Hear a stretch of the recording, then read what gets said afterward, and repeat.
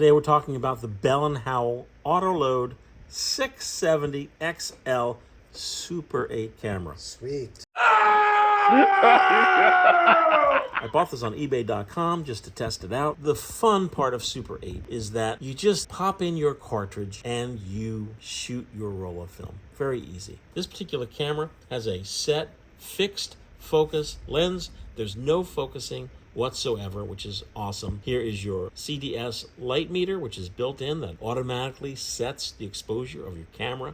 Here on this side of the camera, you have your on-off switch. When your camera is on, hit the test button. A little red light goes on in your eyepiece. Here is your footage counter, 0 to end. Right now it's at end because I just finished a roll of film in this camera, which I'm going to pop out and show you. Here's your eyepiece. It has a diopter, which you set to your eyesight. Here is your shutter button to start your camera.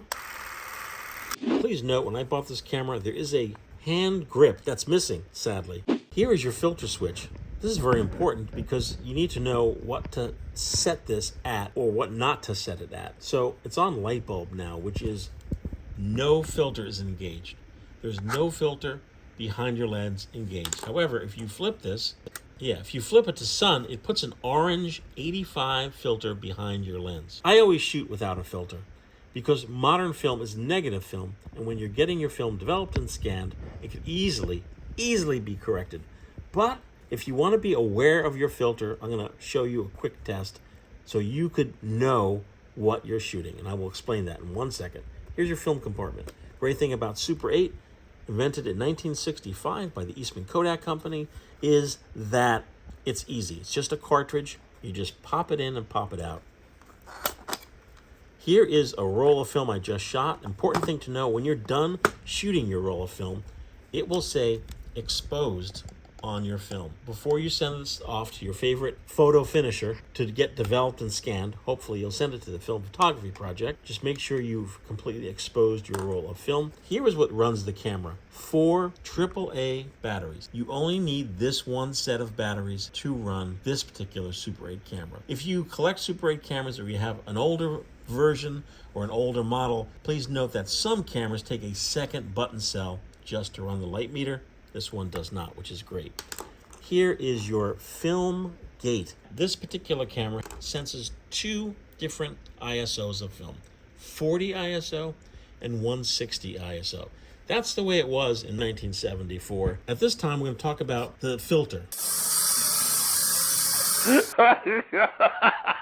What I usually do is actually write a little, I put a little piece of white tape here, and I'll actually write on here, no filter, when it's in bulb. When you flip it, we saw it turned orange with this. This is the sun. I usually write orange filter. So what does this all mean?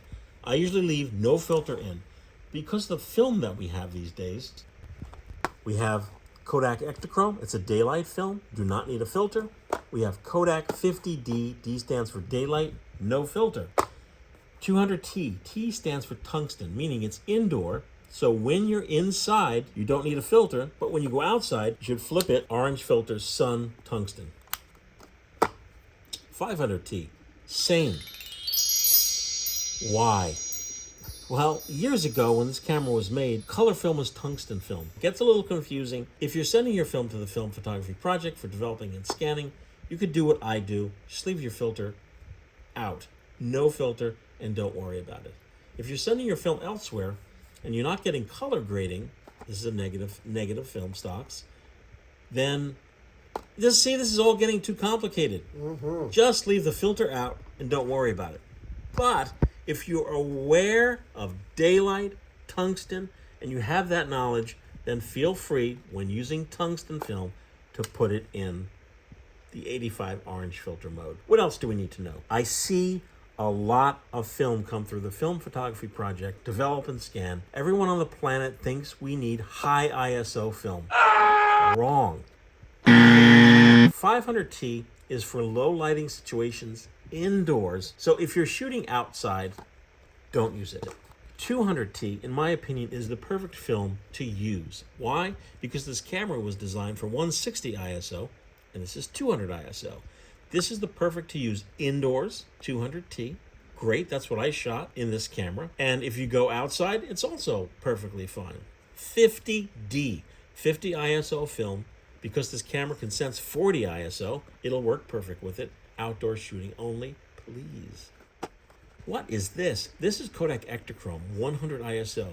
Perfectly fine for indoor shooting, perfectly fine for outdoor shooting. If you're gonna go indoors, by all means turn all the lights on, and I mean all the lights. This film is designed to make a positive image if you own a Super 8 projector and you want to actually project your film. Now, what if you want to shoot black and white? Well, folks, we have one choice. It's called Kodak Tri-X. It's 200 ISO film. It's black and white. You can project it and or scan it. Perfect. Now you know everything that I know about the Bell & Howell Autoload 670 XL. Here's some footage I shot with this camera. I hope you enjoy it. If you have any questions, leave a comment down below or shoot us an email.